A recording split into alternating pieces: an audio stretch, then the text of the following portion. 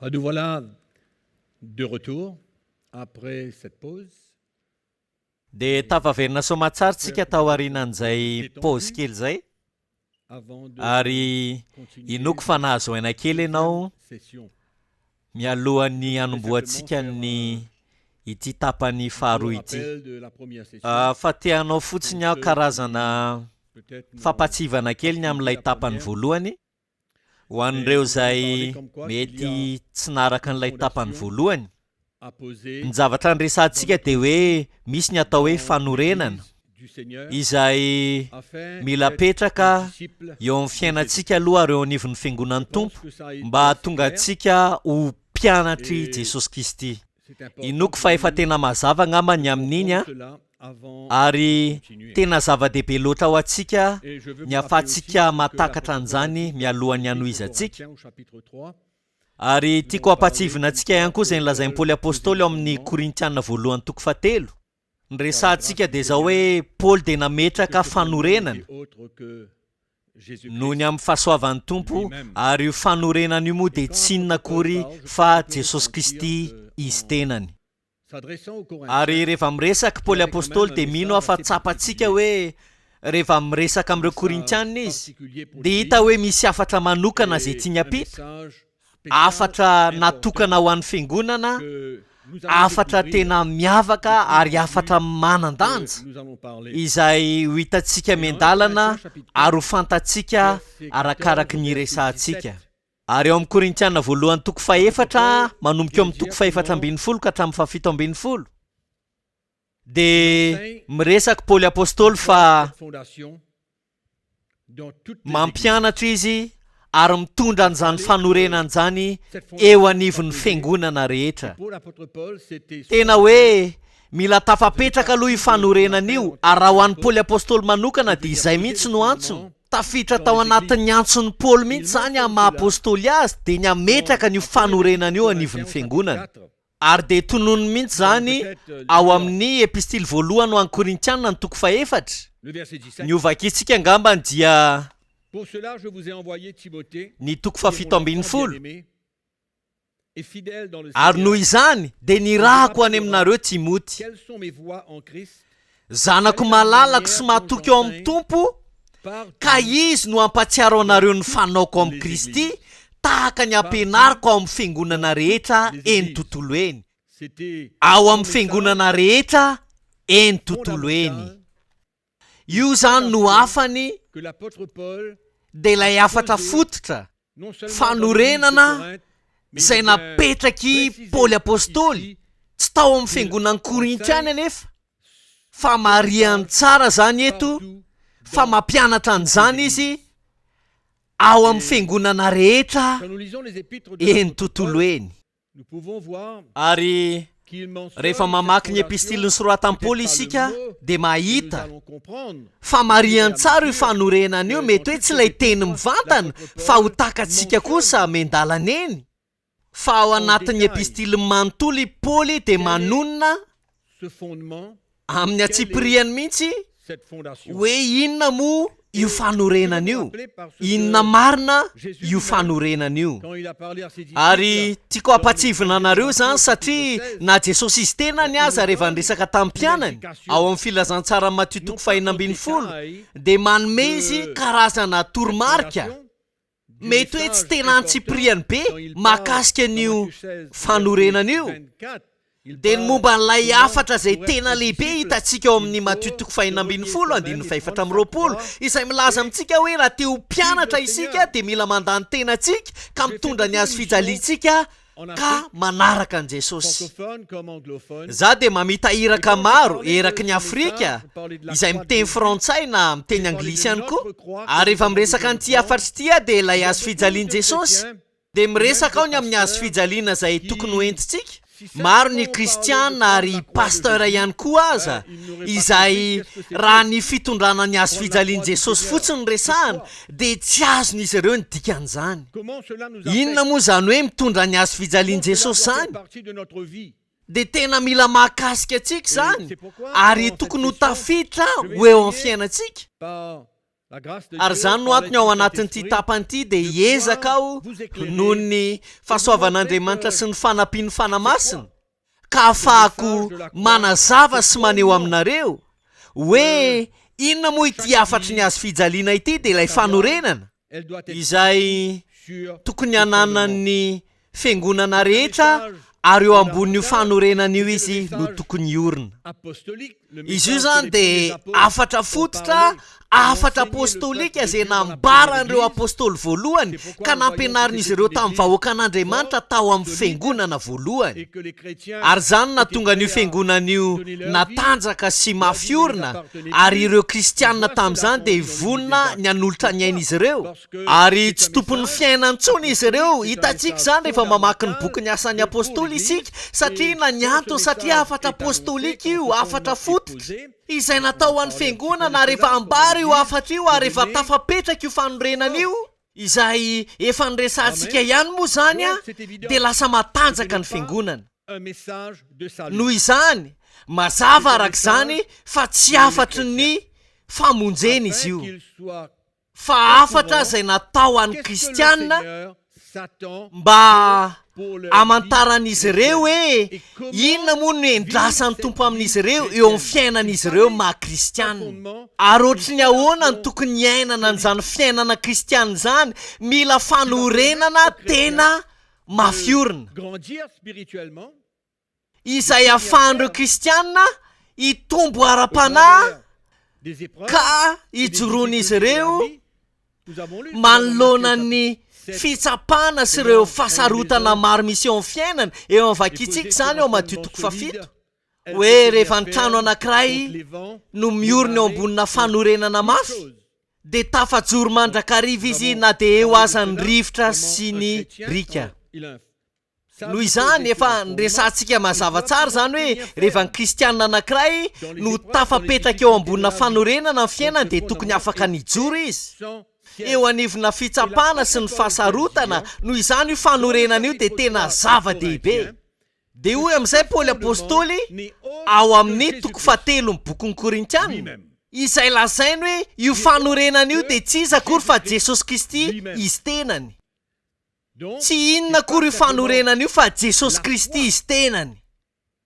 Noho izany zany izy io dia tsy mahakasika fotsiny ny finoana ny amin'ny fisian'i Jesosy Kristy ho tompo sy mpamonjy ny fiainantsika manokana fa afatra anankiray izy io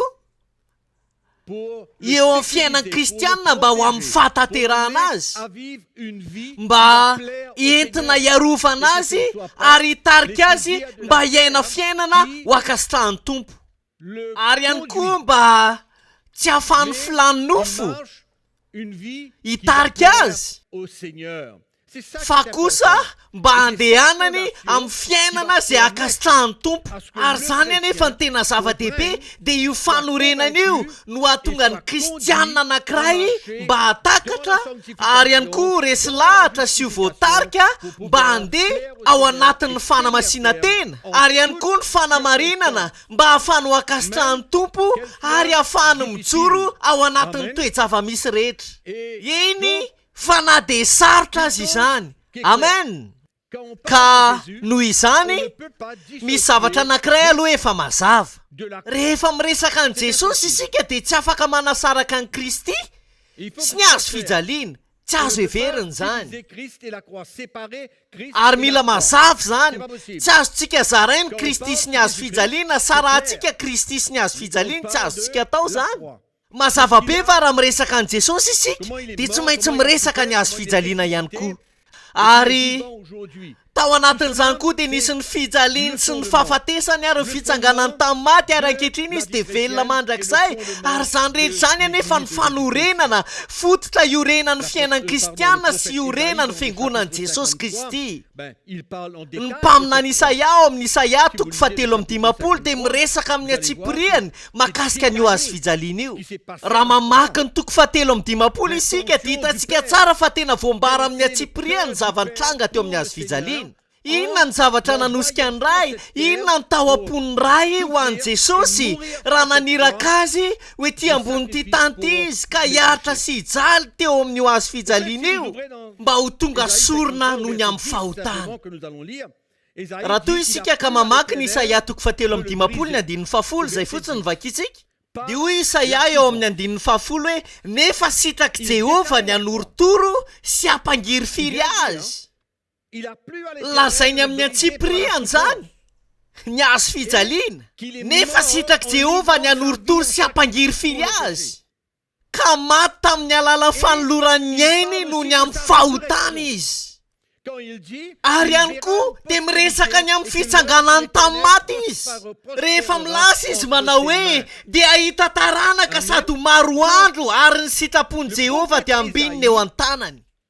Amen. Noho izany ny mpaminany Isaia dia miresaka ny Antsipriany makasika n'io hazo fijaliana io ka voatonony ao anatin'izany ny aretan'i Kristy, ny fahafatesan'i Kristy ary ihany koa ny fitsanganan'i Kristy. Ary rehefa miresaka an' Jesosy izy dia ampifandraisany amin'ny hazo fijaliana ny tenan'i Jesosy. Ary fantatsika tsara fa imbetsaka nandrisin'i Jesosy niaraka tamin'ny mpianany dia nolazainy tamin'izy ireo, ary izy tenany mihitsy no nanambara dieny meloa ny amin'ilay hazo fijaliana zay hoentiny ka nilazany hoe ahoana fa hijaly izy. Mazava zany eo amin'ny Marka 7:17 izay nilazany fa ho ampijaliana izy ka atolotra ho faty ary ihany koa hitsangana amin'ny maty. Satsy zany. Noho izany Jesosy dia miresaka ny hazo fijaliana. Inona ny zavatra andeha hitranga? Inona avy ireo singa rehetra izay mety ilaina ao anatin'ilay hazo fijaliana izay hoentiny? Dia ao anatin'izany ny fijaliana, satria izy no niteny hoe hijaly izy ary ihany koa atolotra ho faty izy ary hitsangana amin'ny maty ihany koa. Tena mitovy amin'izay nilazainy Isaia ao amin'ny 7:15 makasika an'i Jesosy sy ny iraka hampanaovina azy eo amin'ny hazo fijaliana. Noho izany misy zavatra anankiray tena mazava dia izao hoe tsy afaka sarahantsika mihitsy Jesosy amin'ny hazo fijaliana. Ary rehefa milaza Paoly ao amin'ny Korintianina 1:7 izay lazany fa Jesosy Kristy io fanorenana io dia afaka faritantsika sy fehezitsika. Noho izany fa rehefa miresaka an' Jesosy Kristy ilay fanorenana izy dia miresaka an' Jesosy izy sy ny hazo fijaliana. Miara-manaiky an'izany tsika ary mazava zany. Tsy misy manjavozavo ao anatin'izany, ka noho izany tsy afaka hovatsika ny famaritana ny hazo fijaliana. Zava-dehibe ny atakarantsika an'izany aloha androany. Tsy afaka manova ny famaritana ny hazo fijaliantsika. Ny hazo fijaliana dia mizara telo, izay tena tsotra dia miresaka ny amin'ny fijaliana sy ny fahafatesana ary ny fitsanganan'i Jesosy Kristy. Mazava zany, ary isaky ny mahita isika ao anatin'ny tenin'Andriamanitra fa mila mitondra ny hazo fijaliantsika isika dia tsy hitady famaritana hafa ny atao hoe hazo fijaliana. Dia tsy andeha hitady isika hoe midika inona zany, inona ny votoatiny zany, fa efa voasoratra fa ny atao hoe hazo fijaliana dia fijaliana, fahafatesana ary fitsanganana amin'ny maty. Dia tsy afaka hovatsika na oviana na oviana zany. Dia tsy afaka morona indray isika ankehitriny hoe zany mitondra ny hazo fijaliana zany dia esorina ny fijaliana, esorina ny fahafatesana ary esorina ny fitsanganana. Tsy afaka manao an'izany tsika. Ary zany anefa ny fahazarana misy eo anivon'ny fiangonana ankehitriny.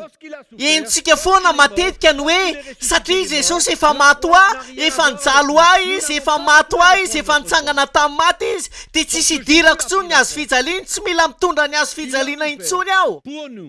Satria Jesosy efa nitondra ny hazo fijaliana, nijaly ho antsika izy, maty ho antsika izy ary nitsangana tamin'ny maty ho antsika izy. Dia maninona moa zany izahay mbola mila mitondra ny hazo fijaliana ay?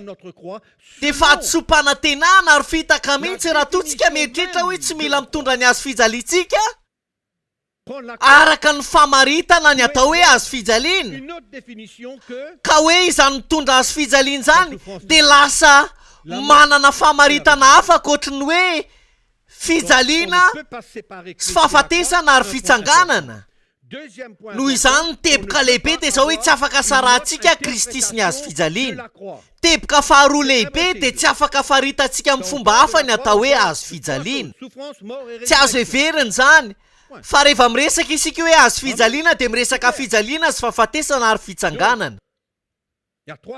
Amen. Mazava izany. Noho izany misy teboka telo mila faharitana mba hamaritantsika an'io fanorenana io.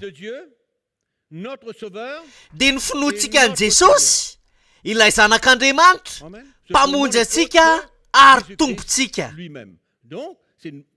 Io fanorenana io dia tsy inona fa Jesosy Kristy izy tenany, ka noho izany voalohany indrindra dia ny finoantsika azy. Amen. Mba hitondra famonjena ho antsika satria tsisy famonjena ny ivelan'i Kristy. Amen.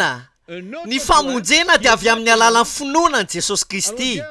Ao misy teboka anankiray hafa indray andeha atao hoe mizara ho anankiroa.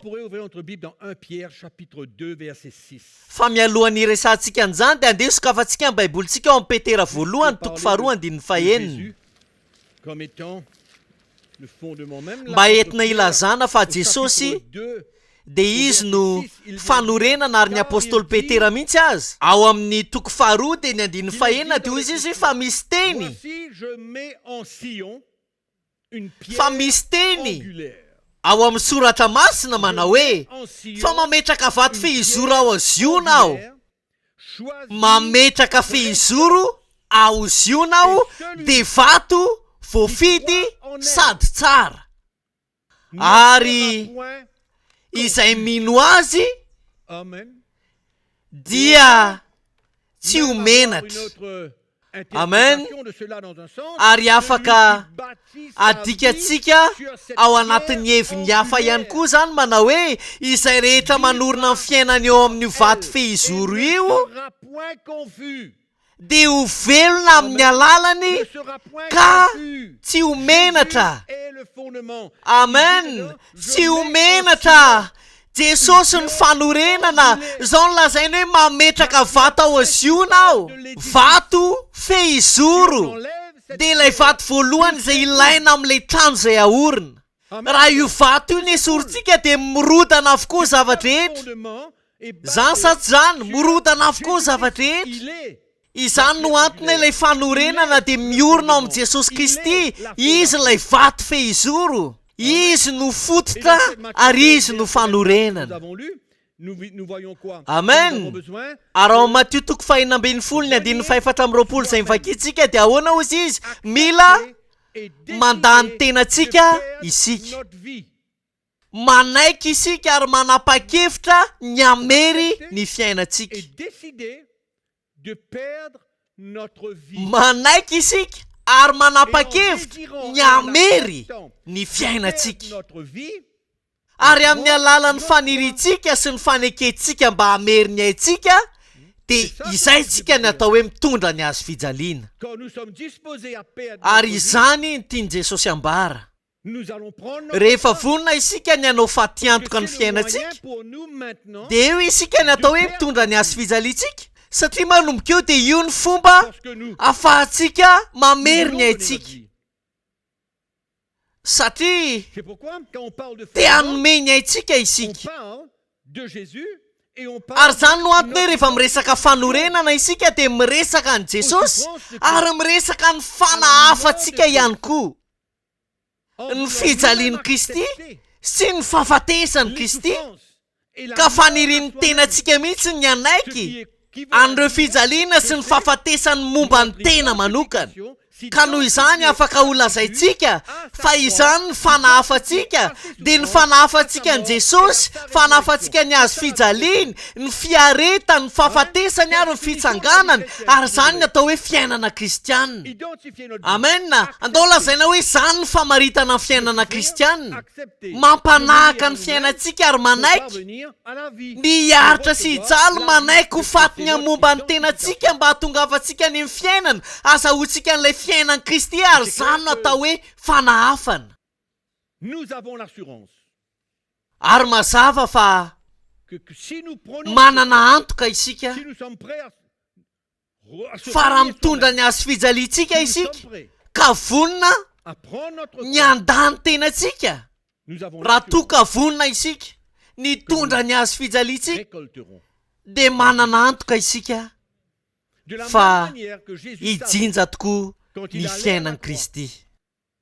Tahaka ny fomba nafantaran'i Jesosy dia meloa fa ho faty sy hijaly eo amin'ny azo fijaliana izy dia tahaka izany ihany koa ny hamantarana fa hitsangana izy. Ary ho antsika dia mitovy amin'izany ihany koa. Rehefa manaiky isika nitondra ny azo fijalintsika ao am-pontsika dia misy fifaliana. Misy fifaliana satria nahoana? Satria azon'ny fiainan'i Jesosy tsika ho tambin'izany. Ka afaka aneo an'izany fiainan' izany tsika noho ny avy eo amin'ny mampanompon'Andriamanitra sy pasteura tsika. Satria mino aho hoe ny zavatra voalohany teny irintsika angambany dia ny tsy hanompontsika an'Andriamanitra amin'ny maha-izy antsika manokana, fa ny hanompony tompo kosa amin'ny fiainany dia ny hampita ny fiainany. Ary izany no tena katsahantsika rehefa noman'i Jesosy dia meloa izany. Ary rehefa mangataka amintsika izy mba hitondrantsika ny azo fijalintsika dia izao hoe any amin'ny farany hazakazatsika dia misy takala ao hosolon'ny aintsika dia homeny ny fiainana isika. Mazava izany. Ary io fahazavana io mila azontsika amin'izao andro ankehitriny izao. Tia hitondra ny fahazavana ny fanamasina, tia hitondra ny fahazavana ny filazantsara izy eo anivon'ny fiangonana sy ny fiainan'ireo paster. Mila hitantsika mazava tsara ny antony sy ny tanjona mahatonga Jesosy mangataka amintsika mba hitondrantsika ny azo fijalintsika. Fa misy antony ao. Fanontaniana ary. Movy isika afaka no mpianatry ny tompo ka hanaradia azy raha tsy mitondra ny azo fijalintsika? Tsotra ny valiny. Tsia. Tsotra ny valiny. Tsia. Raha ohatra ary ka manao zavatra hafa izay, ohatra hoe efa mandroaka devoly izahay, efa mivavaka amin'ny teny tsy fantatra izahay, mivavaka ao amin'ny marary izahay, efa mamaky baiboly izahay, efa makany am-piangonana izahay, movy tsy efa mpianatry ny tompo izany izay. Dao tsika hijanona foana ao anatin'ny tenin'Andriamanitra. Andao ny famarinana foana no ifamatorantsika. Fa Jesosy dia nilaza hoe tsy azo heverina ny hanarahantsika azy sy hahatonga antsika ho mpianatra raha tsy mandray anjara ao anatin'ny fijaliany sy ny fahafatesana isika. Tsy azo heverina mihitsy izany. Voasoratra ao amin'ny tenin'Andriamanitra izany. Noho izany raha efa manao zavatra hafa azy isika dia efa tsara izany, fa meko anareo ny valiny. Ny valiny dia ao anatin'ny ty fijonona vavolombeloko ty. Tao anatin'ny zavatra ny ainako amin'ny maha-pasteura sy mpanompon'Andriamanitra teo anivon'ny fiangonana dia efa nataoko avokoa izany rehetra izany. Nandroaka devoly aho, mivavaka ao amin'ny marary aho, nitoro ny filazantsara eraky ny fiangonana, ary nianatra baiboly aho, niteny tamin'ny teny tsy fantatra aho. Fa tsy nisy nandeha tamin'ny laoniny, na ny fiainam-panambadiako, na ny fiangonana izay nisy aho tamin'izany, ary na ny fiainako ihany koa azy. Kanefa dia nataoko avokoa izany zavatra rehetra izany, fa tsy nisy nandeha avokoa. Ny fiangonana dia tena nahantra ara-panahy. Ary nisy tolona, nisy ady, nisy ady hevitra, nisy fizarazarana, ary nisy fifaninanana. Kanefa dia mahavonjy fanahy maro izahay, petsaka ny zavatra ataonay, ary izahay dia tsara petrapetraka ny fandaminana.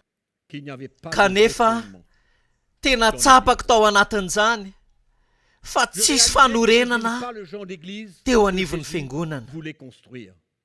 Tena tsapako hoe tsy fiangonana tahaka izao mihitsy ny karazana fiangonana izay tiany Jesosy ahorina. Miaraka amin'ireo kristianina izay miady, ireo mpitarika ny fiangonana izay mifaninana, ary ihany koa ireo mpivady izay tena tao anatina toerana mahonena. Ary izany rehetra izany anefa dia tsy nahita vahaolana. Tena tsy nahita vahaolana izahay, tsy nahita fiovana izahay. Kanefa dia nitohy nanompon'ny tompo ihany izahay tamin'ny fonay manontolo.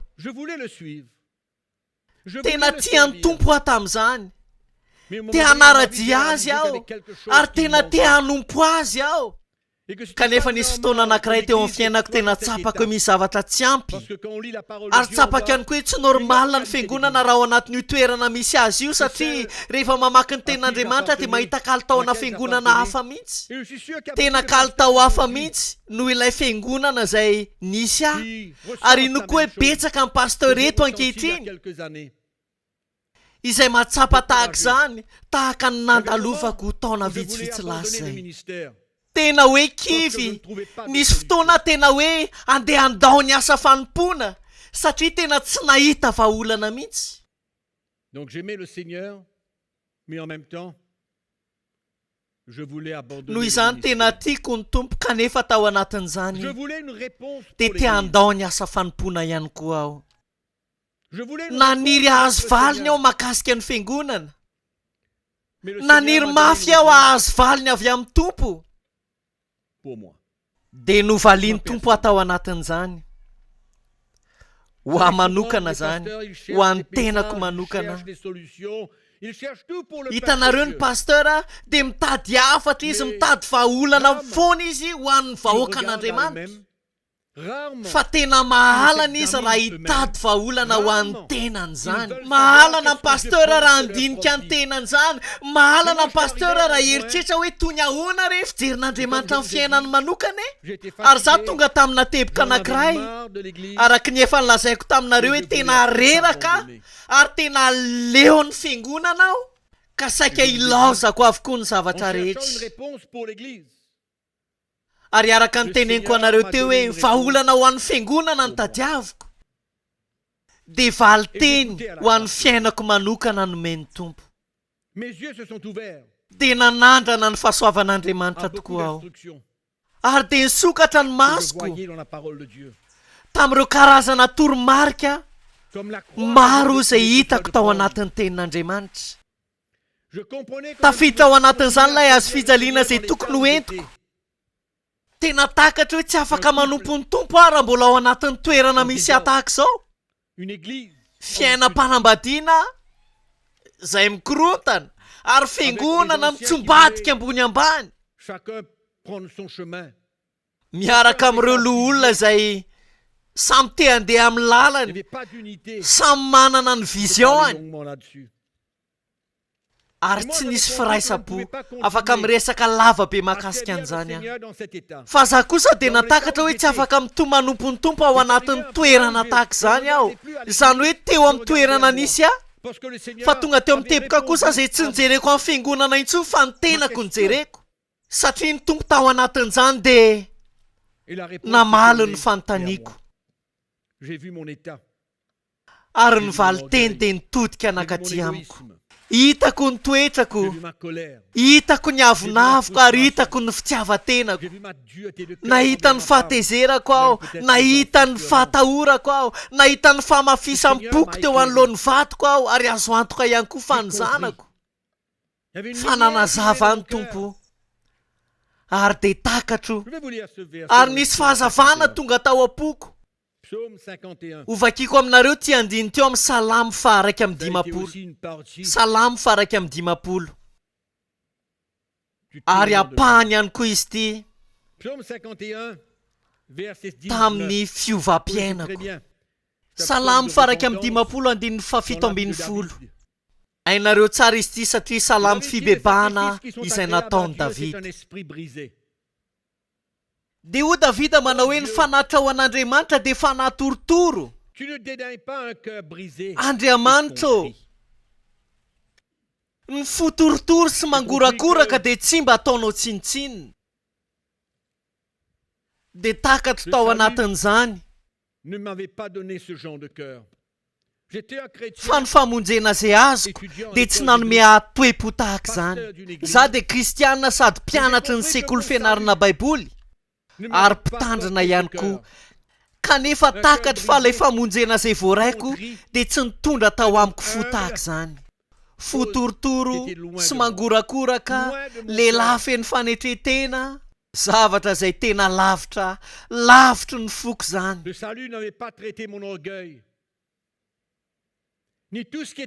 tsy navita napetry ny avinaviko ny famonjena sy ireo zavatra rehetra mbola velona teo amin'ny fiainako fa takatry kosa fa ny azo fijaliana no any lalana ho ahy mba ahafahako manana karazana fo toy izany tsy hoe mba ahitana sitraka amin'Andriamanitra ihany fa entiko hanomponan'ireo vahoaka an'Andriamanitra ihany koa mba ahafahako manome ny aiko an'ny vahoaka an'Andriamanitra dia takatry fa tsy misy vahaolana hafa afa-tsy ny tokony hitondrako ny azo fijaliako ary dia naneho ny fahasoavany tamiko ny tompo mba azonareo an-tsaina ve hoe teo an-dalany hafoy zavatra rehetra aho tena naneho ny tompo ny fahasoavany aho ary afaka maneho ny fahasoavany amin'ny pasteur maro ihany koa ny tompo androany pasteur izay tsotra ao anatin'ny fony tian'ny tompo kanefa mety tsy mahita vahaolana izy ireo za ihany koa dia tsy nahita vahaolana tamin'izany tena lavitra izany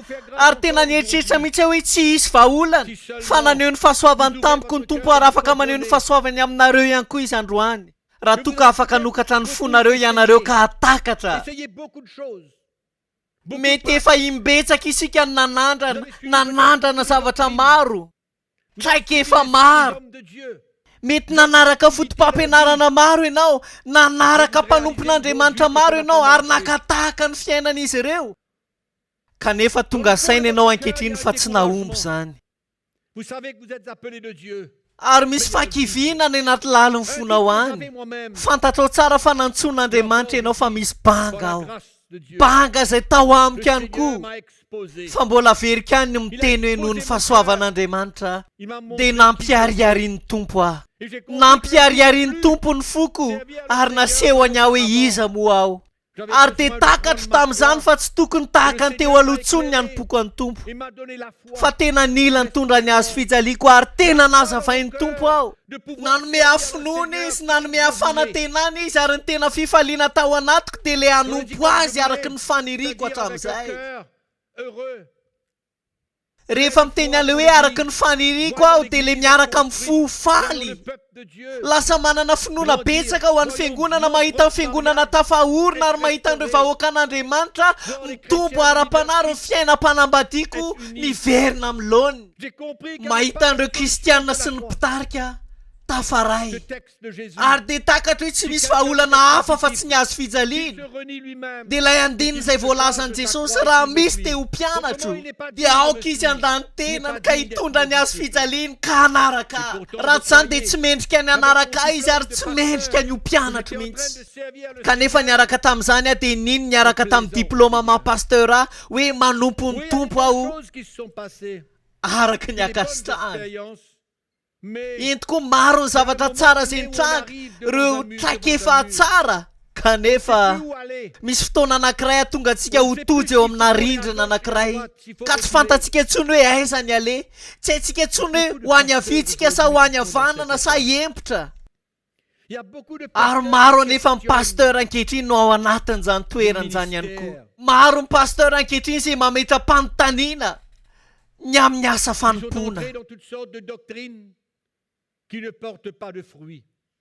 fa tafiditra tao anatina fotom-pampianarana maro izy ireo izay tsy misy vokatra izay tsy manova ny fiainan'izy ireo manokana ary tsy mahova ny fiangonana ny vavaka ataoko anareo androany dia ny mba hahafahanareo ho voazava tahaka ihany koa izay efa nohazavaina ka hahafahanareo mahita ny tsy ampy misy eo amin'ny fiainanareo mba hahafahanareo mahazo an'io azo fijalian'ny tompo io mba hahafahantsika mamaritra na dia kely fotsiny aza ny traikefa ny fiainan'olona anankiray izay mitondra ny azo fijaliany ka hanompo ny tompo sy hanaradia azy ireo andrana sy traikefa izay indraindray mety maharary tokoa ary mety ho sarotra ihany koa kanefa kosa ny vokatra ny vokatra ny fietana-po ny fifaliana sy ny fahasambarana rehefa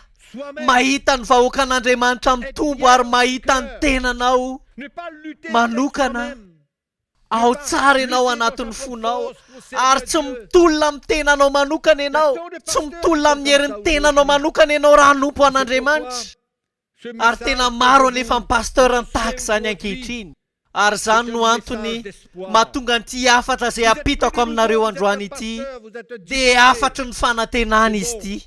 Efa nateraka indray ianao, efa pasteur ianao, manana diplôma ianao, tsara zany. Za ihany koa mba toraka izany, fa ny fahazavany filazany tsara tena mirapiratra tao anatin'ny foko noho ny fahasoavan'Andriamanitra. Ary rehefa namaky an'ilay salamo faraiky amin'ny 5:17 aho, dia takatra hoe izany zavatra izany kay no izany zavatra izany kay nkatsahan'ny tompo eo amin'ny fiainan'ny pasteur. Dia karazana fo tahaka naseho an'i Davida, dia ilay fo mangorakoraka, ilay fanahy torotoro, ary olona manetry tena ihany koa. Izany ny tadiavin'Andriamanitra, ary mbola izany ihany koa ny tadiavin'Andriamanitra ankehitriny eo amin'ny fiainan'ireo olona izay nantsony mba hanompo azy. Dia karazana fo toy izany, tsy misy fiavina vonana, tsy mitady laza, tsy mitady titra, ary tsy mila fanambinana na vola, fa fo torotoro, olona voavolavola, olona izay voavolavola nahaka ny endrika Kristy hatrany hatrany, olona izay amboarin'Andriamanitra ho amin'ny fataterahana hatrany hatrany eo amin'ny lalana teriny azo fijalian'i Kristy io. Dia ilay azo fijaliana izay niantsona antsika mba ho entitsika. Afaka faritako aminareo ny anjaran-draikitra na pasteur, ny andraikitra na pasteur. Inona ny tokony ataony eo anatrehan'ny vahoakan'Andriamanitra? Betsaka ny fampianarana afaka omena ao anatin'izany, fa ny fanalahidy dia izay katsahan'Andriamanitra.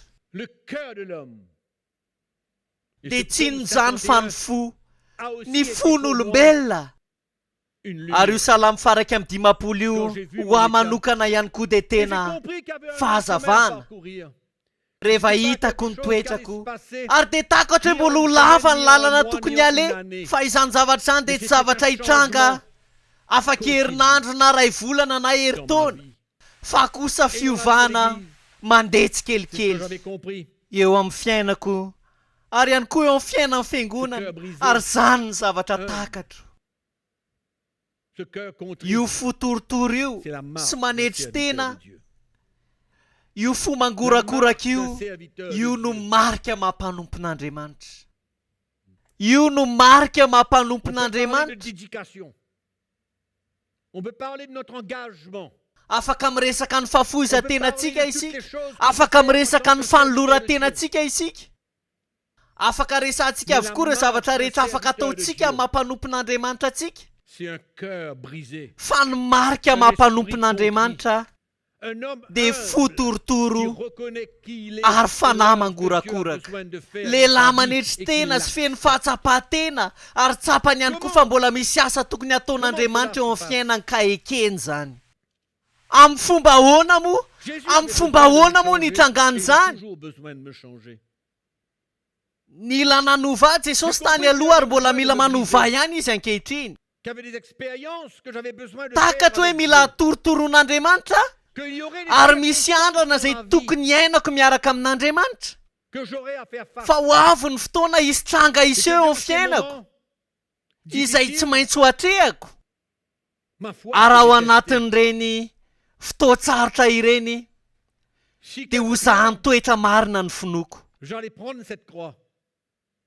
Raha toka hanohany hitondra ny ho azo fijaliana marina ve aho, na ihany koa ho laviko izany.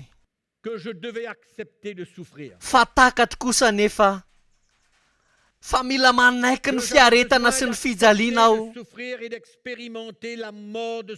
hoe tena mila manaiky mijaly marina aho mba hahafahako manandrana an'izany fahafatesany momba ny tena izany, mba hahafahako kosa mandray an'ilay fiainam-pitsanganana. Ampatsivoka anareo hoe inona maha-kristianina dia tsy ho faritantsika amin'ny fomba maro samihafa izany. Dia tsika tsy hamaritra amin'ny fiainana kristianina amin'ireo zavatra rehetra izay mila tokony ataontsika. andeha tsy ho faritatsika amin'ny alalan'ilay fanatitra izay entitsika isaky ny lahady maraina ny atao hoe mahakristiana. Indrindra ihany koa andeha tsy ho faritatsika amin'ireo 5 minitra izay hivavahantsika sy hamakiantsika ny tenin'Andriamanitra izany. Andaontsika tsy hamaritra ny tenin'Andriamanitra amin'ny alalan'ny hetsika atao. Tsia fa ny famaritana ny atao hoe mahakristiana dia ny azo fijaliana izay ilain'ny kristianina hoentina. Ary izany ny fandraisany anjara, izany ny fanahafany, ny fijalian'ny Kristy, ny fahafatesan'ny Kristy, ary ao anatin'izany dia fatany ihany koa fa hitondra ho aminy izy ary afaka mpity izy ilay fiaina mpitsanganana. Noho izany ireo fizarana anankitelo ny famaritana ny mahakristianina, ny fandraisana anjara amin'ny fijaliany, fandraisana anjara amin'ny fahafatesany, ary izany no tahafintsika hatramin'ny fitsanganana. Ny Hebreo 10 ny 2:30 dia maneho amintsika fa takatra ireo jiosy ao amin'ny bokin'ny Hebreo izay zavatra lazaiko aminareo. Dia ho vakiantsika ny 10 ny 2:30. Izy ireo tena takatra ary takatra ihany koa izany, ary izany ihany koa ny antsoina anareo mba ho takarinareo. Enotsika tsara izay ambaran'ny mpanoratra ny Hebreo amin'ny 10. Fa tsarovo ny andro fahiny izay niaretanareo ny ady mafy tamin'ny fahoriana rehefa no hazavaina ianareo. Niaritra ianareo, nanapaharetana ianareo, tena takatrareo tsara, fa ny fijaliana sy ny fahoriana dia tafiditra ao anatin'ny fiainana mahakristianina. Anisan'ny azo fijaliana izay nampianarina an'izy ireo fa mila entina izy ireo, izay nampianarina an'izy ireo fa mila mitondra an'izany izy ireo. Dia ho mpanoratra manao hoe aoko tsaroanareo ilay andro fahiny izay natakaranareo an'izany zavatra izany, koa dia naharitra ady mafy ianareo tao anatin'ny fahoriana, tao anatin'ny fijaliana. Quand l'Esprit de Dieu nous éclaire et qu'on comprend, rehefa manazavatsika ny fanan'Andriamanitra ka takatsika ny fon'Andriamanitra ho an'ny fiainantsika manokana, nisy antony lehibe izy ireo matoa ny entin'Andriamanitra teo amina lalana izay nilain'izy ireo niatrika fijaliana sy fahoriana. Ary dia takatra izy ireo tsara ny fon'ny tompo azy ireo, ary takatra izy ireo ny drafitr'Andriamanitra ho azy ireo. Fa izany lalana hitarika azy ireo any amin'ny fiainana, ary matetika dia lalana tery izany izay hitondra makany amin'ny fiainana. Fa hafa kosa nefa ny fanapahan-kevitra izy ireo, nanapa-kevitra izy ireo andao an'io lalana io. 2 Corinthiens chapitre 4, l'apôtre Paul. Ny Korintianina 4:4 Paoly dia miresaka mahakasika ny traikefan'ny ainany. Ny Korintianina 4:4 andininy 1:12 vakitsika ao fa izahay izay velona dia atolotra ho amin'ny fahafatesana mandrakariva noho ny amin'ny Jesosy. Tsy hoe raha tsy fitondran-tena izy akory, tsia, fa i Paoly kosa dia natakatra ny tokony hanahafa ny fahafatesan'i Jesosy, ary takatra Paoly tsara ny tokony hanahafa ny fijalian'i Kristy. Koa dia ny ekeny Paoly ny zavatra rehetra, ary eto izy dia milaza manao hoe fa tsy ny monimony izy akory, tsia, fa miresaka ny traikefany izy, ny haja, ny voninahitra izay nananany rehefa miaina an'izany fiainana izany izy.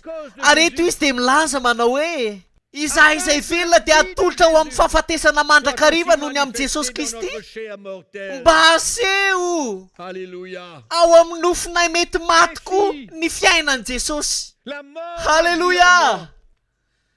Koa ny fahafatesana no miasa ao aminay, fa ny fiainana kosa ao aminareo. izany tadiavon'ny Paoly ary zany tokony katsahan'ny tena mpanompon'Andriamanitra fa tsy hanompony tompo amin'ny herinao, amin'ny sainao, amin'ny fianarana vitanao, amin'ny fahendrena sy ny filozofia ary ny fahalalanao. Tsia! Fa tokony isy ny fiampitana, tokony isy ilay fiainan'i Jesosy izay miasa sy miseho amin'ny alalan'ny asa fanompoana. Ary zany ny zavatra nirian'i Paoly. I Paoly dia nandray ny fanambaran'i Jesosy ny amin'io azo fijaliana io sy ny amin'ny fiainana maha-kristianina, ny amin'ny fanahafany amin'ny fijalian'i Kristy ihany koa.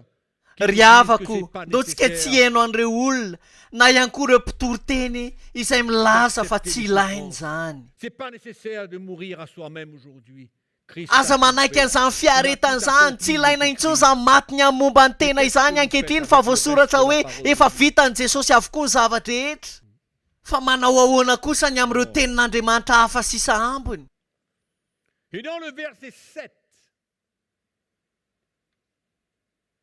Ary eo amin'ny andinin'ny fafito dia miresaka ny amina rakitra izy. Miresaka ny amina rakitra ao amin'ny vilany-tany izy. Dia tahaka izao ny fomba maritan'i Paoly an'ity fiainan'i Kristy ity. Ny amin'ny fanatrehany tompo io. Dia izao no lazainy fa manana zao rakitra izao ao amin'ny vilany-tany izahay mba ho an'Andriamanitra ny alehibe ny hery fa tsy ho avy aminay. No ilay fiainan'i Kristy ao anatinay fa tsy avy aminay. Fa ny hery ny filazantsara, ny herin'Andriamanitra izay aseho amin'ny alalan'ny fitorinan'ny filazantsara dia tsisy avy aminay zany. Na ihany koa avy amin'izay rehetra noratovinay tamin'ny fianarana, efa tsara zany. Fa ny fianarana tsy miaraka amin'ny fiainan'i Kristy ary tsy miaraka amin'io rakitra io. Ary tsy miaraka amin'ilay herin'Andriamanitra lehibe izay aseho amin'ny alalan'ny olon'Andriamanitra, amin'ny alalana mpanompon'Andriamanitra. Ny antsoin'i Paoly an'izany dia izao hoe rakitra ao amin'ny vilany-tany. Amen. Zany ve ny katsahantsika? Oralao, or pasteur sy mpanompon'Andriamanitra. Izany ny zavatra voalohany indrindra tokony irinareo. Ary tsy miaraka amin'ny fomba anankiefatra ambin'ny folo fa ao koa tsaroanareo ny fijaliana, ny fahafatesana ary ny fiainam-pitsanganana.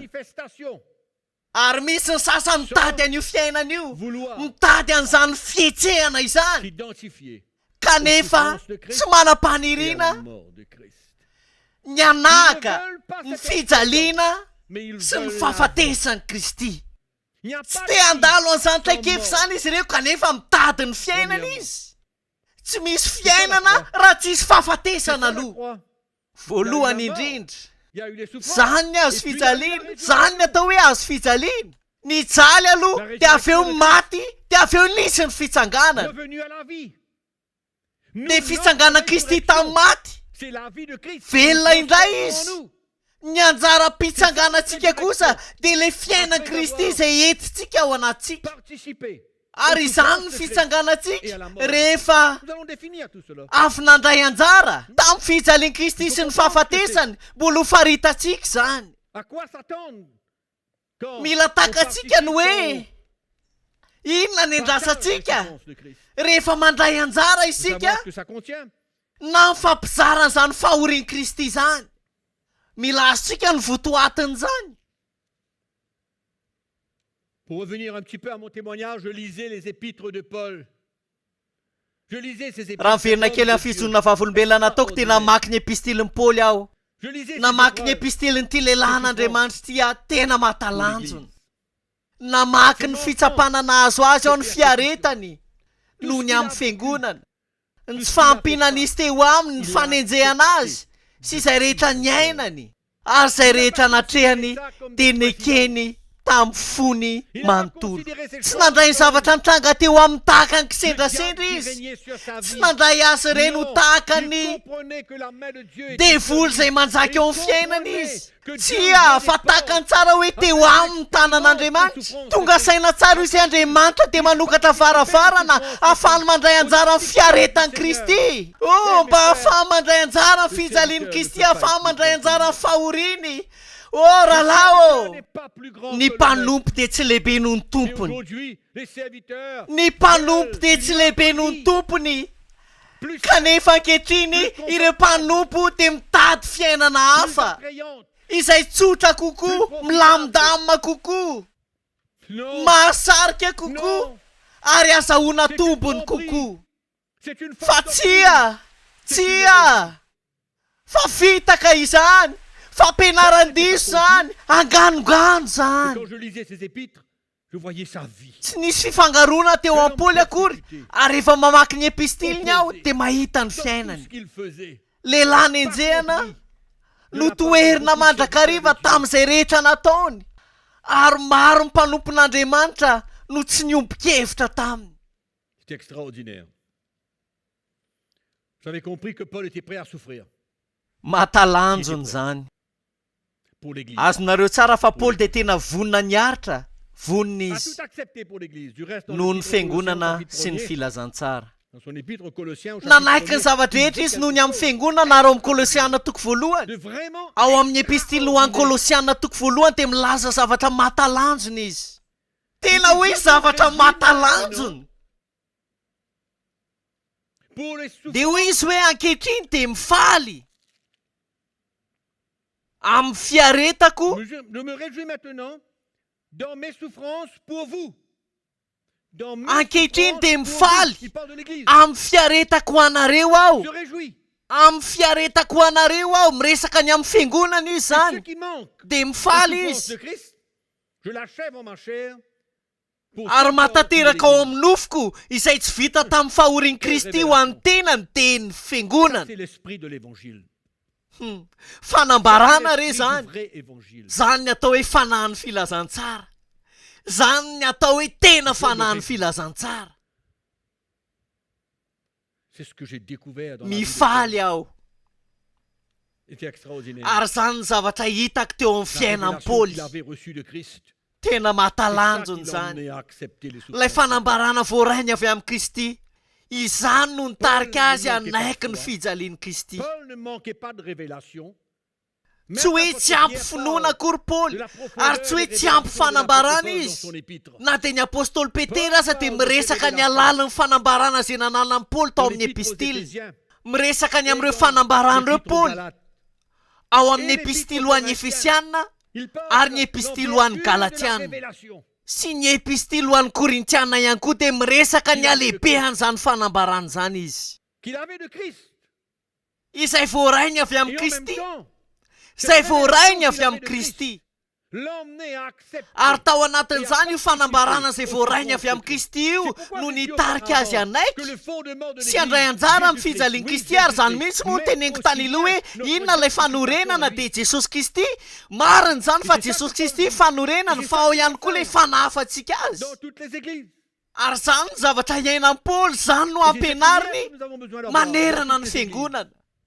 Ary io fahazavana io ihany koa no tokony hananany fiangonana rehetra.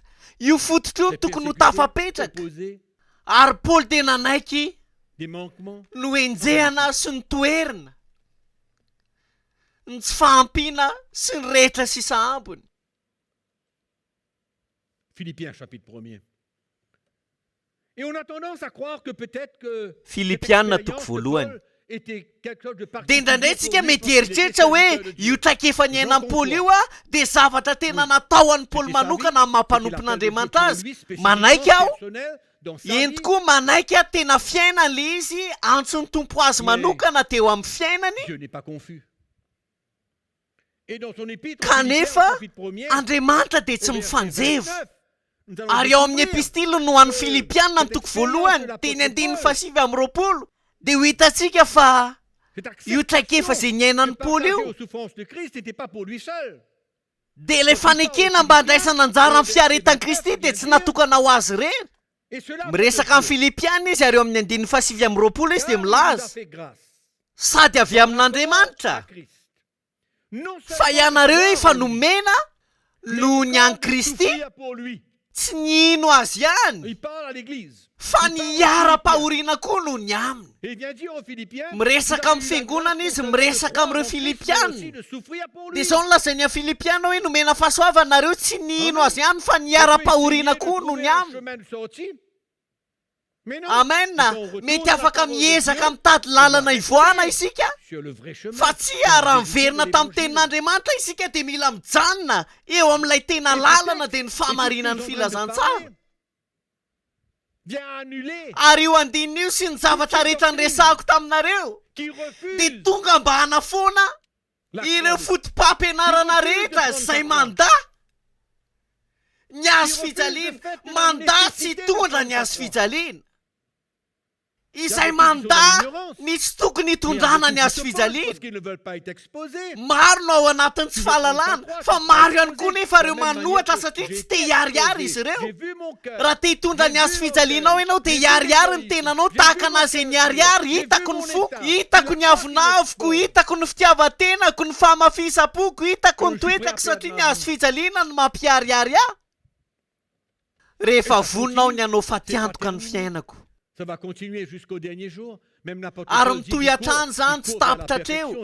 Ary hitohy hatramin'ny androntsika farany zany satria Napoly aza dia miteny mihazakazaka mitanteraka ao mba hatratra ny marika mba hahazoako azy satria efa azon'i Kristy izy. Ao amin'ny Filipiana 4:1-20 sy ny 2:20 afaka vakianao zany. Dia hozy izy hoe tsy toy ny efa nahazo aho fa mihazakazaka ao hatratra ny marika, tsy mijery any aoriana fa mibanjina ny any aloha. Amen. Noho izany mazava. Noho izany takatra koa tao anatin'izany fa tsy natokana ho an'ny Paoly apôstôly irery ihany zany na ho an'ny mpanompon'Andriamanitra fa ny kristianina ihany koa ho an'ny olona rehetra. Amen. Raha mamaky ny filazantsara Marka 10 ianao dia ho hitanao ny resaka izay niarahan'i Jesosy tamin'ny mpianatra. Dia nanontany azy ireo izy hoe vonona ve izy ireo nisotro ny kapoaka izay hosotrony ka handray mibatisa izay hanaovana batisa azy. Dia tsy natakatra ninina moa ny mpianatra kanefa Jesosy efa nampitandrana azy ireo sahady hoe tahaka azy izay hitondra ny azo fijaliana izy ka hijaly ary ho faty ka hitsangana maty.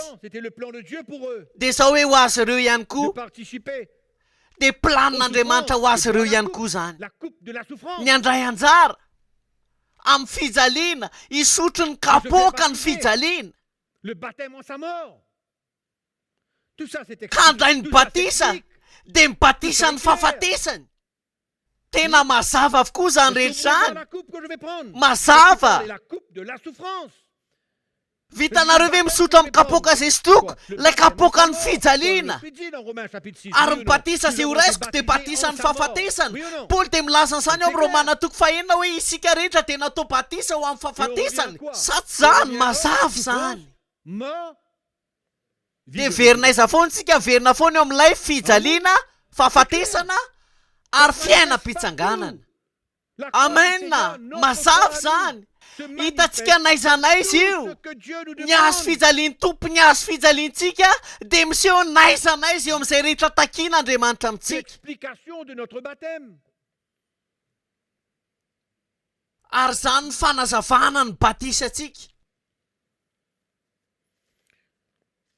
Jésus dit quelque chose que peut-être nous devrons prendre en considération. Jesosy dia miteny zavatra izay angamba tokony mentsika lanja ihany koa ao amin'ny Lioka 12:49. Andininy 7:20. Lioka 12:7. Tonga ny mpiafo ety ambonin'ny tany aho. Ka manao ahoana ny faniriko irehetan'izany sahady. Ary manana batisa anaovana batisa aho. Ka manao ahoana ny fahoriako ambara-pahataterahana. Amen. Ataonareo va fa tonga ny mefihavanana ambonin'ny tany aho tsia hoy izao aminareo fa fampisarahana. Tena tsy androko, maika de maika aho, tena iriko mafy, tiako hitranga indray mandeha tsy miveriny zany. Lay toe-pony sy ny faniriny ary ny sitrapony, lay sitrapony rainy ny andehanany eo amin'ny azo fijaliana, satria ny vokatra efa vita ny azy no hitany, fantany ny antony andehanany eo amin'ny azo fijaliana. Efa mivakitsika teo ny ampahany Isaia 7:20. Nous ne pouvons pas chercher un chemin de sortie pour éviter. Tsy afaka mitady lalana ivoana isika mba hahafahantsika miala, fa isika kristiana rehetra, pasteur rehetra sy mpanompon'Andriamanitra dia mila mandeha amin'io lalana telo io, dia ny lalany azo fijaliany Jesosy. Tsy misy lalana afaka ivoana, tsy azo heverina zany. Donc dans les paroles de Jésus, quand il parle qu'il Amen. a de prendre ce baptême, noho izany lay tenin'i Jesosy hoe tsy andriny ny andraisany ny batisany. Inona ny tiany tenenina amin'izany? Miresaka isika ny amin'ny fijaliana sy ny fahafatesana ary ny fitsanganana. Miresaka isika ny amin'ny faniritsika sy ny faneketsika. Et j'ai bien compris que la solution pour ma vie, ary dia tena takatra fa ny vahaolana teo amin'ny fiainako somary tokely ihany ao anatin'ny fijoroana vavolombeloko, fa ny vahaolana eo amin'ny fiainako, eo amin'ny fiainam-panambadiako, eo amin'ny fiainako manokana, eo amin'ny asa fanompony, eo amin'ny fiangonana, ahita ao anatin'ilay azo fijaliana izay mila nentiko. Ny anekena ny tsirariny, ny anekena ny fanenjehana, ny anekena ny fanoherana, ny anekena ny fahoriana, ny anekena ny tsy fahampiana, ny anekena ny tsirariny, ny anekena ny fiampangana diso, manaiko fa tiantoka tanteraka. Ary takatra fa zany rehetra zany dia lasa mpanjavatra tsy maintsy isy eo amin'ny fiainako. Ary nila nekeko zany, fa tsy maintsy ho avy zany, tsy zavatra tadiavina zany akory, fa mipoitra eny ho azy, tonga ho azy, ary ny tompony malala. Mametraka fanontaniana aminareo aho hoe azo heverina ve hoe mety ho man'ny tompo atsika zany? Dia ho man'ny meloa ireny fotoanan'ny fiaretany ireny ho atsika? Azo antoka, tena azo antoka tokoa, tena azo antoka. Fantatsika fa manana drafitra mitehana antsika ny fahavalo. Amen. Fantatsika zany. Fa fantatsika ihany koa nefa fa Andriamanitra dia mampiasa tranga maro, ndraindray tsara, ndraindray ratsy, mba hamolavolana antsika,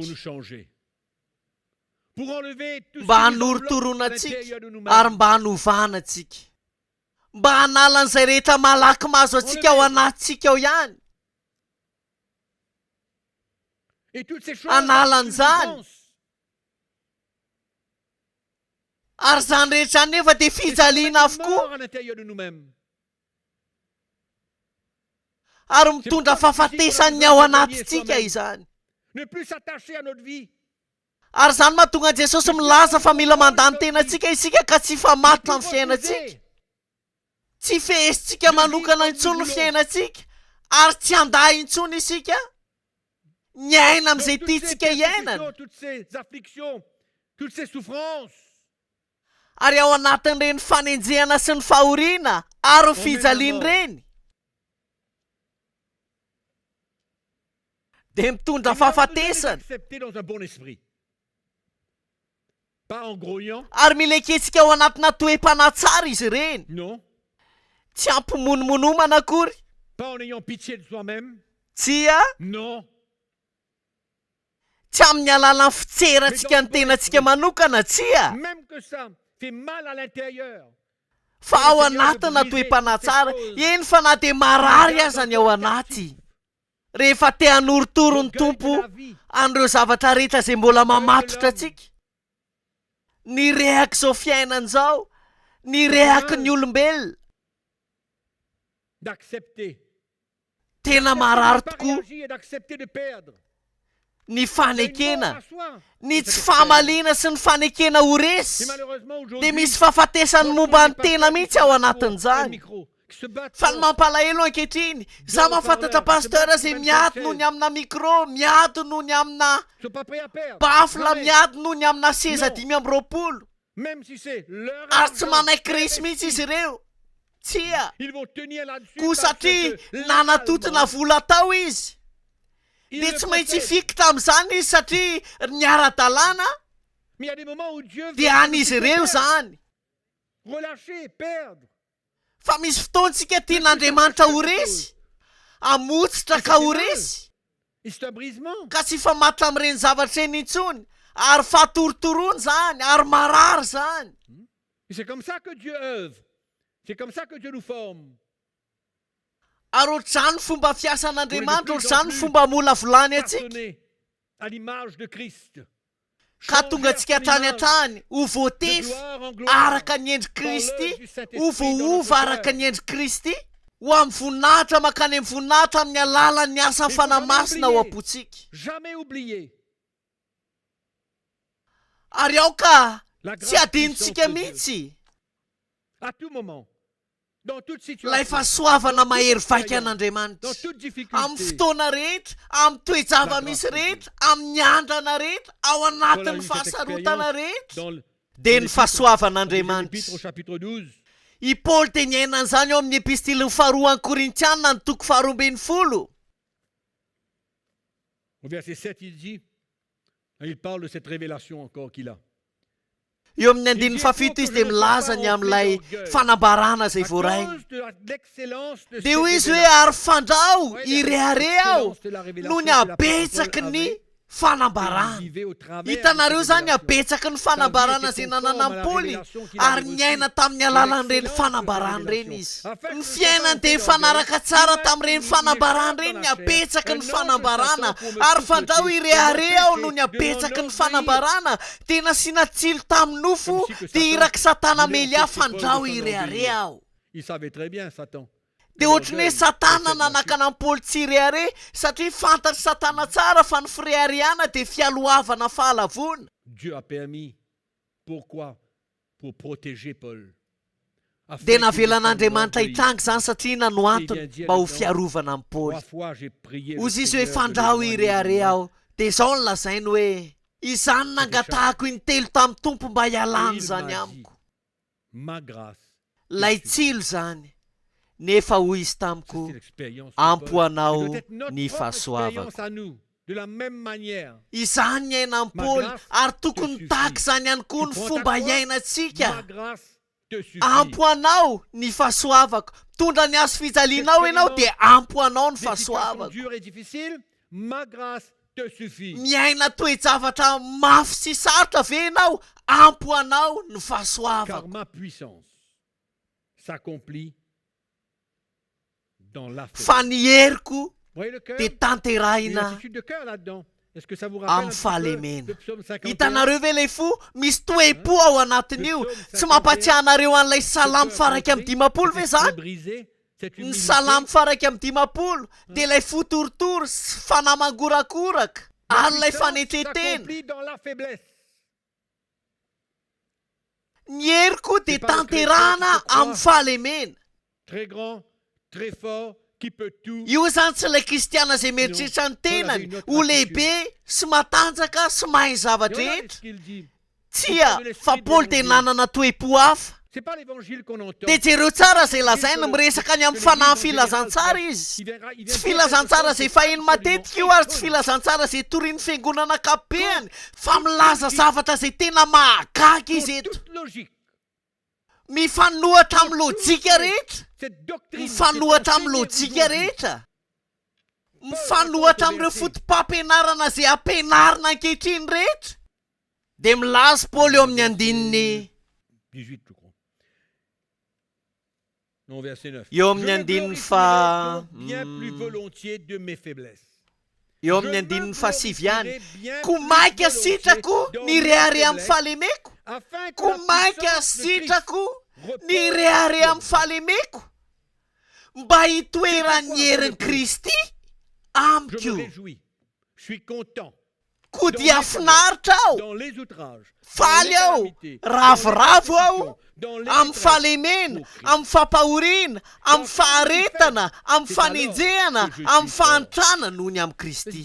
Fa ny fahalemeko no fatanjahana. l'évangile de confort. Tena filazantsara hafa mihitsy zany, tsy filazantsara ny taonjato araiky amin'ny roapolo zany ary tsy filazantsara ny olona Il y a un mandrimandry. autre cœur là-dedans. Tsia, fa misy toepana hafa mihitsy ao anatin'izany, misy fo hafa mihitsy ao anatin'izany. Et c'est ça que Fon'ny nous, les pasteurs, tompony les ao chefs de anatin'izany. nous avons besoin de saisir, Amen. de comprendre, Ary izany indrindra nefa mila takatsika pasteur de se sy débarrasser mpanompon'Andriamanitra. de tout ce qui est contraire à l'esprit de l'évangile, au cœur du Dia ny Seigneur. analatsika an'ireo izay rehetra mifanohatra amin'ny fanahy filazantsara, mifanohatra amin'ny fon'ny tompo. Dans l'église. Trop. Be loatra ny fisarian'ity zao tontolo zao ty tafiditra ao am-piangonana. Be loatra L'esprit ny fanahy zao tontolo zao. à l'esprit du monde. Ny fanahy filazantsara dia mifanohatra tanteraka amin'ny fanahy zao tontolo zao. Donc l'apôtre Paul explique la grandeur, la profondeur, la puissance de cette grâce. Noho izany Paoly apôstôly dia manazava ny alehibe sy ny alaliny ary ny heriny io fahasoavana io. Il veut transformer Dia lasa miditra ao anatina toe-panahy pour izy. permettre à la puissance de Dieu de se manifester. Lasa te hitondra toe-po ao aminy izy. Ici, au Mba Corinthiens, ahafahan'ny Dieu herin'Andriamanitra dans un afaka état de hetsika. faiblesse et de tremblement. Hoy izy tamin'ireo Korintiana hoe raha tonga tany aminareo aho dia azo ny fahalemena sy ny fangovitana be.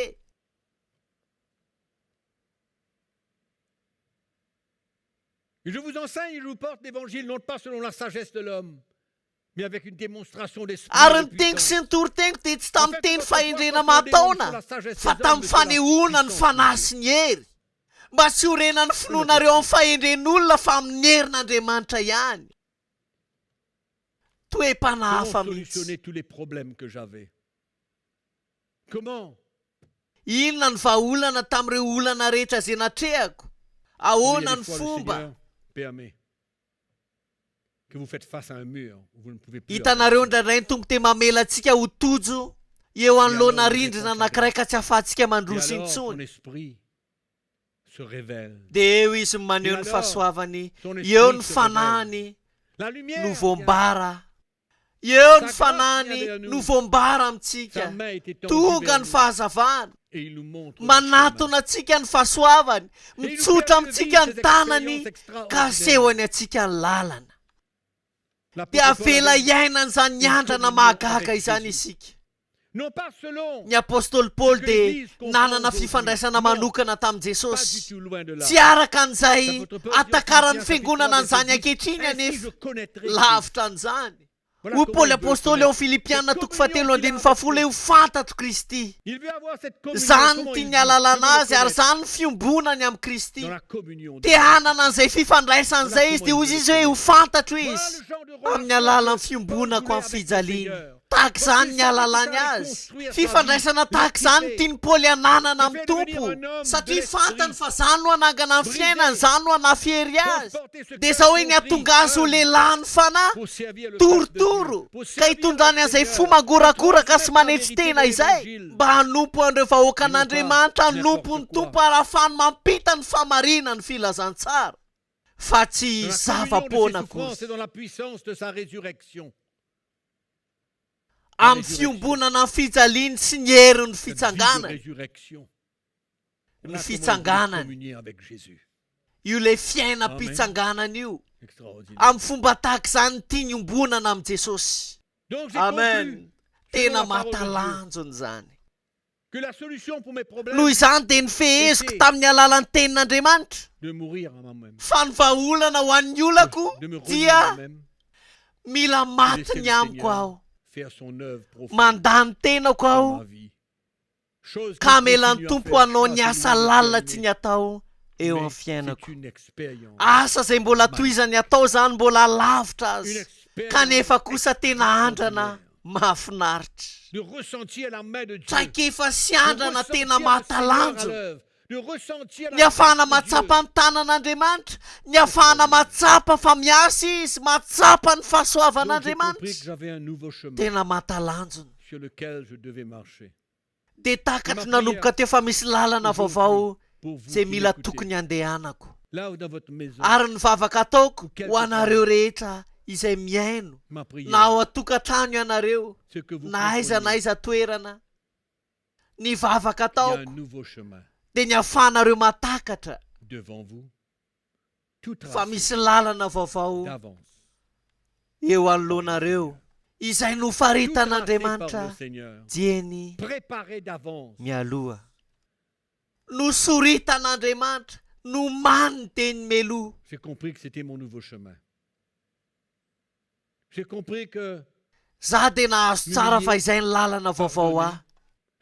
Takatra fa ny fanetretena, ny famelan-keloka ary ny fibebahana manomboka eo dia ho lalako, ho lalana izay alehako.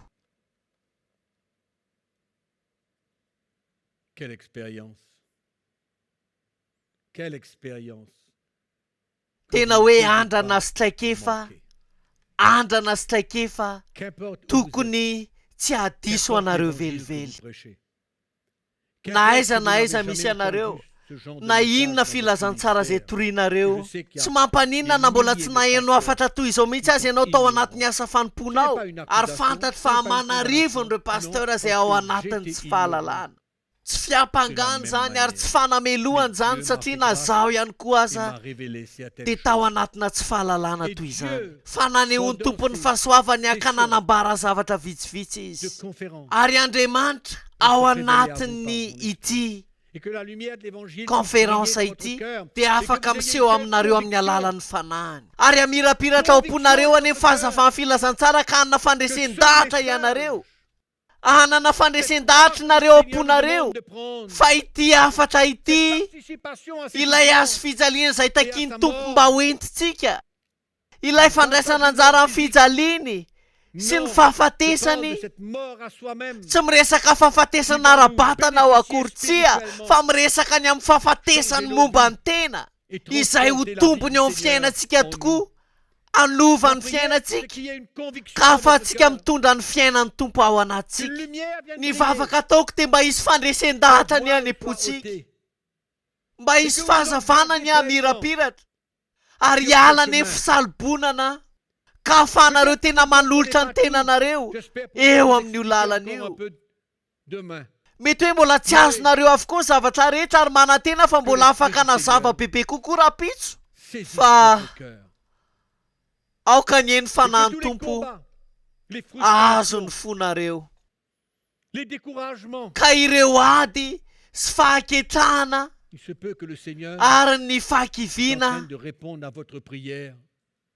ary mety mihitsy aza hoe valim-bavaka ao avy amin'ny tompo zany.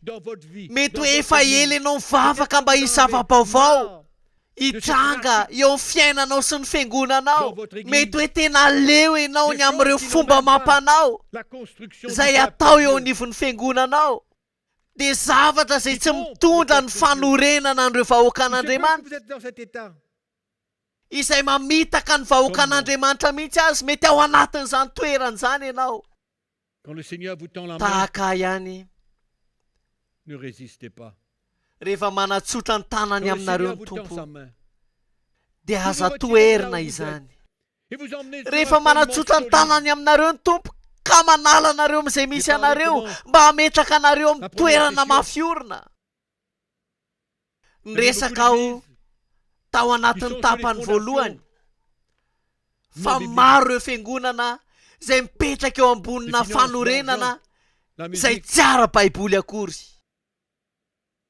Niresaka vola, ny mozika, cette soi-disant puissance qu'on veut faire le peuple de Dieu comprendre, accepter. Na ihany koa ty resaka herin'ny aiziny ty izay terentsika ho takatra sy ken'ny vahoakan'Andriamanitra. Et je prie que le Seigneur vous libère.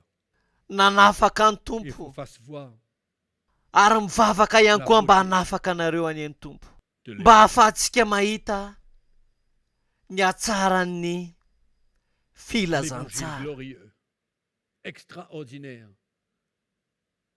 dia ilay filazantsara ny voninahitra izay mahatalanjona mahafinaritra saisis à votre cœur. Saisis à votre cœur. izay afaka ny azo ny fonao azo ny fonao Embrassez ce message. ka hitarika anao Et arrivez tena andray après un marina certain n'io temps afatra io à vivre ce message. ka afaka fotoana fohy Voir any le rindrina any changement dia hiaina n'izany afatra izany ianao que le Seigneur ka emmène hita ny dans fiovana vos vies. sy ny fanafana C'est ça izay eton'ny La tompo vision. eo amin'ny de fiainantsika ces derniers jours. ary Le zany Seigneur anefa De ny trouver le vina cœur des hommes, amin'izao andro de ceux qui farany zao l'appellent, de ceux qui sont izay sincères, de ikatsahan'ny ceux qui sont vrais, tompo de ceux qui ny cherchent, fon'ny de ceux qui olombelona aiment l'Église. dia ireo izay tsotra ao anatin'ny fony ireo izay Ce marina ireo izay mikatsaka Et ireo izay tia ny fiangonana Ce message natao anareo Et pour vous. ity afatra ity natao anareo ity Je afatra prie que vous ity voyez l'importance de cette fondation. mivavaka mba ho hitanareo ny mahazava-dehibe an'ity fototra ity De la vie de Jésus. ka ahafahanareo Vous aurez manandrana décidé. kely ny fiainan'i Prendre jesosy cette croix. rehefa Suivre. tapa-kevitra ianareo Alléluia. nitondra ny hazo Quelle fijalianareo merveille. ka hanaraka Quelle an'i jesosy expérience. Quelle joie. halleloia Quel honneur tena fahatsarana de tena servir le andrana Seigneur. tena fifaliana ary De tena servir. haja lehibe Je vais ny prier. ahafahana manompo ny tompo On va prier ensemble. ao anatina toe-panahy tahaka izany Père, hivavaka amin'ny tompo aho Pour tous ces ndao tsika pasteurs hiaraka dans le hivavaka monde raha eo misaotra anao qui ont aho accès à ce message, ny amin'ireto pastera maro be maneran-tany ireto à l'évangile. izay manana anjara amin'izao afatra prie. izao Seigneur, amin'ny filazantsara que tu mivavaka aho renverses des forteresses. tompo Que tu saisisses le mba cœur handrava ny fiarovana mafy rehetra ianao des hommes de Dieu. ka ho azonao ny fo rehetra Je prie pour andreo l'intervention lehilahy du n'andriamanitra Saint-Esprit. Pour enlever le mivavaka voile aho devant les yeux. amin'ny fidiran'ny fanamasin'andriamanitra an-tsehatra mba hanala ny voaly eo amin'ny Pour faire mason'ny briller reto la lehilahy splendeur reto de ianao l'évangile, de la gloire de Christ. ka hampamirapiratra ny atsara ny filazantsarany voninahitry Kristy Je prie que azavao ny le mason'ny Saint-Esprit fony continue l'œuvre qu'il a commencée. mivavaka aho mba hanohy ny Je asa prie pour tous ces izay pasteurs. efa natombony aneny fanamasina Seigneur, tu les as mivavaka ho andreo visités par pastera rehetra aho l'intervention de ta Tompo, parole. namangy azy ireo ianao Visite-les encore. tamin'ny alalan'ny fidiran'ny tenina ao an-tsehatra Continue à leur parler. fangio hatrany izy ireo any amin'izay misy Mais azy cette conviction dans leur toy izy cœur, miteny aminy qu'ils aient le témoignage du Saint-Esprit apetra ao am-pony zany fandresen-dahatra qui te zany partage, aoka ny fanainao masiny hijoro favolombelona ao témoigne am-pony dans leur cœur. aoka ny ity fifampisarany ity Même s'ils l'ont mba entendu hijoro pour la favolombelona ao première anatin'ny fois, fony fa et fahamarinany Seigneur, zany personne ne na peut dia vao ignorer zao ary izy vao nandreany que ta zany parole fa et la tompo ao vérité. tsy misy olona afaka handa Merci pour fa l'œuvre ny du Saint-Esprit, teninao dia fahamarinana pour ces misaotra Cette ny amin'ny conférence, asa ny fanainao masina Seigneur, misaotra que beaucoup de choses se ny passent dans amin'ity l'esprit. conférensa Même si les ity serviteurs de Dieu sont tompo aoka ny sont zavatra exposés. hitranga maro ao amin'ny fanahy na Voilà dia leur votsikotsina aza ireo mpanompon'andriamanitra Seigneur, nous na dia considérons miariary cela ary comme izy une ireo jereo ny Comme ton toerana intervention misy azy dans leur ireo vie. tompo raisinay ho Merci. tahaka ny fahasoavany Parce que ce zany que tu nous as tahaka ny montré, fidiranao la grâce an-tsehatra eo que amin'ny nous avons fiainany goûté. ary misaotra anao any amin'izany satria désires izay efa naseho anao anay ny manifester fahasoavana cette izay grâce nampanandramanao anay encore des milliers de pasteurs. ny fanirianao Nous dia ny prions. ahafahanao maneho Au nom de an'izany Jésus. fahasoavanao zany amin'ireo pastera vraiment manarivony mivavaka izahay Une amin'ny anaran'i explosion jesosy De mba la tena vérité, izy tokoa de la parole de Dieu. Un retour au fipoahan'ny vrai évangile. fahamarinany ten'andriamanitra izy fiverenana amin'ny tena filazantsara izy fiverenana amin'io À fototra l'esprit de io l'évangile. ary fiverenana amin'ny fanahy ny filazantsara misaotra anao atompo androany amin'ny anaran'i Jesosy. Tamin'izay fotoana no tahinao zay ary fahasoavanao any anaraka ny rehetra. Mivavaka ao amin'ny anaran'i Jesosy Kristy. Amen. Misaotra anareo rehetra, ianareo rehetra zay miaino androany ity conférence ity. Mbola itoy ivavaka ho anareo aho mba tena isy zavatra mahery vaika ny trangy ao amin'ny fiainanareo ka ahafahanareo mahazo ny fon'i Jesosy. Misaotra ny amin'ny fanatrehanareo, misaotra an'ireo zay niaino ary ao netondraitsika rapitso ho amin'ny ilay tapany fahatelo. Fa ao anelanelan'izay aoka nye tena ho tahina ianareo. Amen. Voilà, nous arrivons à la fin de tojo amin'ny fiafarany andro voalohany isika. Ary mino aho fa nitondra fanamby ho atsika ny filazantsara. Ary voamarika tamin'ny fitondràna vavolombelon'ny pasteur Micky Hardy izany. Dia ny lalana ny lalovany mahery vaika rehefa tsapany ny asa tokony ataon'Andriamanitra tao am-pony sy teo amin'ny fiainany. Ary nisy fanamby avokoa teo anoloantsika rehetra, sa tsy zany? Dia fakahita isika rapitso amin'ny andro faharoa. Ary eo am-piandrasana izay omanin'ny tompo atsika isika. Rapitso zany.